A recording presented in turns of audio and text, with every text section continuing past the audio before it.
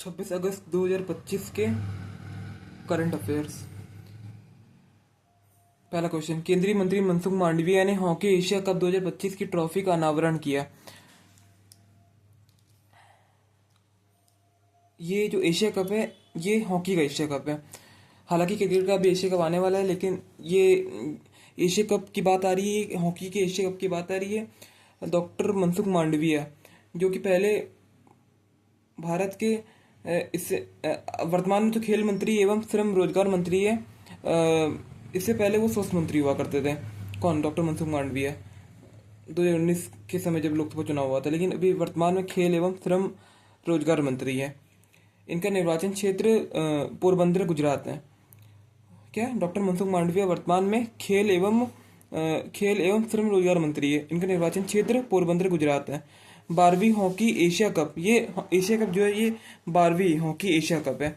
राजगीर बिहार में अब की बार होगा। 2025 में राजगीर बिहार में होने वाला है। ये 29 अगस्त से लेकर 7 सितंबर तक चलेगा। क्या? 29 अगस्त से लेकर 7 सितंबर तक।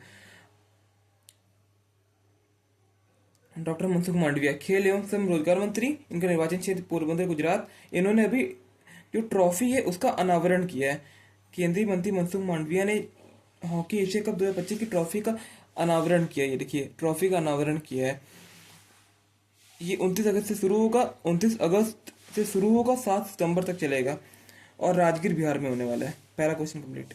अब दूसरा है कि दूसरी खबर ये है कि फ्लाई ऐश क्या होता है? फ्लाई ऐश जब कोयले को जलाया जाता है बिजली संयंत्रों में, तो जो राख निकलती है, कोयले के जलने पर जो राख निकलती है, जो महीन धूल के कण होते हैं, हालांकि ये अपशिष्ट होते हैं, अतः ये पर्यावरण के लिए हानिकारक होते हैं, इसलिए इसका सही उपयोग करना आवश्यक होता है। इसके लिए गवर्नमेंट ने क्या किया है कि एक कार्यक्रम है, सर्कुलर इकोनॉमी पर आधारित ये कार्यक्रम है। इसके तहत रेलवे और एनटीपीसी के द्वारा नोएडा में एक आयोजन किया गया, जिसमें कहा गया कि जिसमें इस आयोजन में ये बोला गया था कि बोला गया है कि 2024-25 में कुल 340.11 मिलियन टन उत्पादित किया गया है। क्या?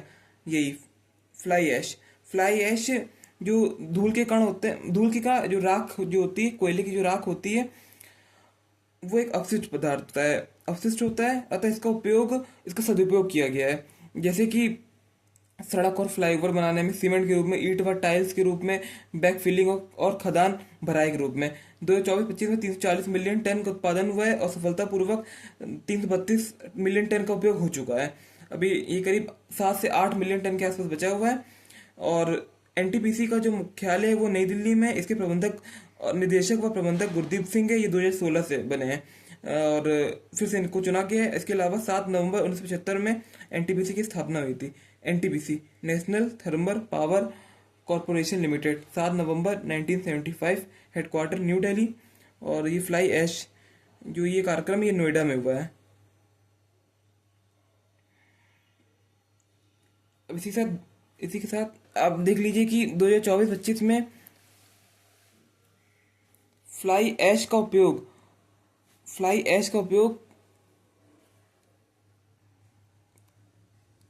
किन किन क्षेत्रों में कितना हुआ है। सड़क और फ्लाईओवर बनाने में 32% है, सीमेंट में 27%, ईंट व टाइल बनाने में 14%, बैक फिलिंग में 11%, खदान भराई में 10%। तीसरी खबर है कि धर्मेंद्र प्रधान जो कि वर्तमान में शिक्षा मंत्री है भारत के, ये संबलपुर उड़ीसा से निर्वाचन क्षेत्र है इनका। संबलपुर उड़ीसा इनका निर्वाचन क्षेत्र है। धर्मेंद्र प्रधान ने आईआईटी दिल्ली में आईआईटी परिषद, आईआईटी काउंसिल की 56वीं बैठक की अध्यक्षता की है।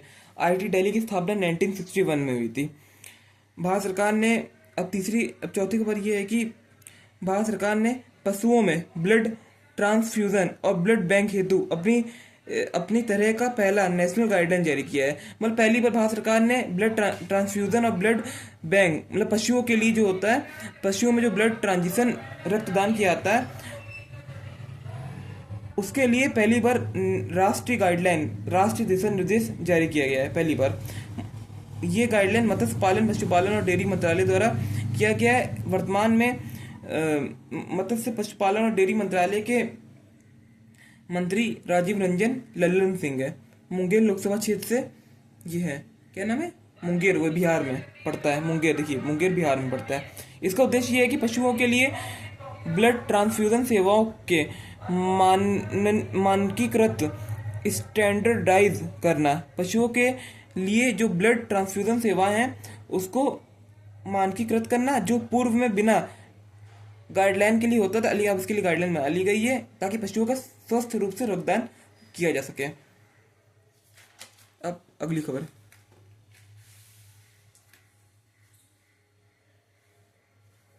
फिजी के प्रधानमंत्री जिनका नाम श्री सिटेवेनी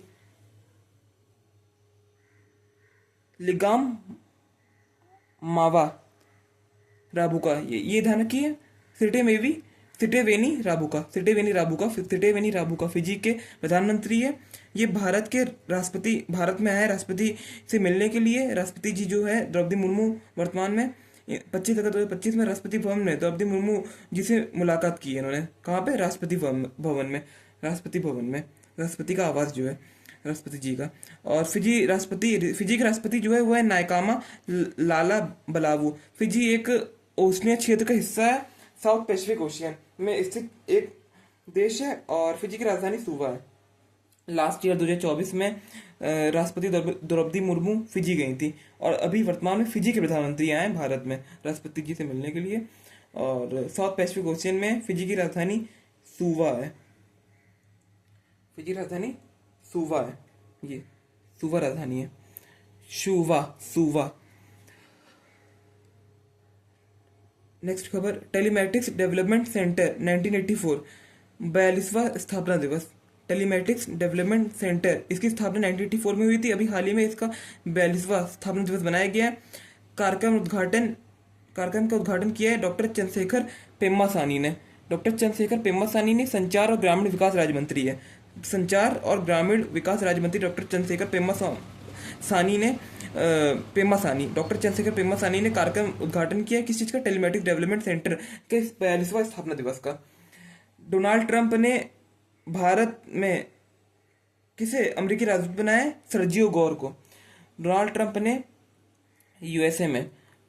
ने सर्जियो गौर को भारत में अमेरिकी राजदूत नियुक्त किया है। वह दक्षिण मध्य एशिया के लिए विशेष दूत के रूप में भी, मतलब सर्जियो गौर को भारत में यूएसए का एम्बेसडर, साथ ही साथ दक्षिण मध्य एशिया में स्पेशल एम्बेसडर के रूप में नियुक्त किया है। किसको? सर्जियो गौर को। ईरान ने ओमान की खाड़ी में सस्टेनेबल पावर, ईरान ने ये थोड़ी पुरानी 2-3 दिन पुरानी न्यूज़ है ईरान वाली की, 22-23 अगस्त की बात है ये। ईरान ने ओमान की खाड़ी में सस्टेनेबल पावर 1404 मिसाइल ड्रिल किया है, मतलब अभ्यास किया है। ईरान की राजधानी तेहरान है। इसके राष्ट्रपति मसूद पेजिशकियन है। क्या? ईरान की राजधानी तेहरान है, ये भी एशिया में स्थित देश है। और ईरान ने ओमान की खाड़ी में सस्टेनेबल पावर 1404 मिसाइल ड्रिल किया है।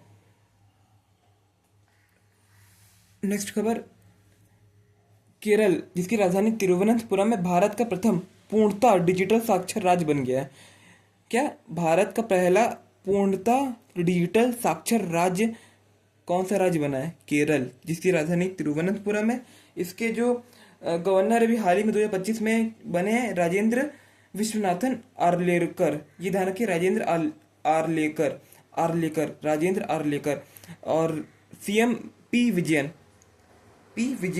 सीएम है। और 10वां एक महत्वपूर्ण क्वेश्चन है कि, सॉरी माफ करिए, 10वां ही है, एक क्वेश्चन का मतलब नंबर डाला नहीं था मैंने। वेट लिफ्टर मीराबाई चानू ने कॉमनवेल्थ चैंपियनशिप में गोल्ड मेडल जीता है। क्या? वेट लिफ्टर मीराबाई चानू, ये 2021 में जो टोक्यो ओलंपिक हुआ था, 2020 में कोविड कारण हो नहीं पाया था, 2021 में हुआ था जो टोक्यो ओलंपिक है जापान में हुआ था, इसमें सिल्वर मेडल जीता था इन्होंने। इस समय चाइना की जो थी उन्होंने गोल्ड जीता था ये टोक्यो ओलंपिक में, लेकिन और ये सिल्वर मेडल इन्होंने जीता था। लेकिन पेरिस ओलंपिक में ये 4th आई थी। क्या? पेरिस ओलंपिक में 4th आई थी। लेकिन अब की बार इन्होंने करीब पेरिस ओलंपिक के बाद कॉमनवेल्थ चैंपियनशिप में वापसी की है और गोल्ड मेडल जीता है। इन्होंने, मीराबाई चानू ने कॉमनवेल्थ चैंपियनशिप में गोल्ड मेडल जीता है। और ये कॉमनवेल्थ जो वेट लिफ्टर का जो भरतोलन भारोत्तोलन सॉरी भारोत्तोलन कहते हैं, वेट लिफ्टिंग जो है, इसमें इन्होंने गोल्ड मेडल जीता है।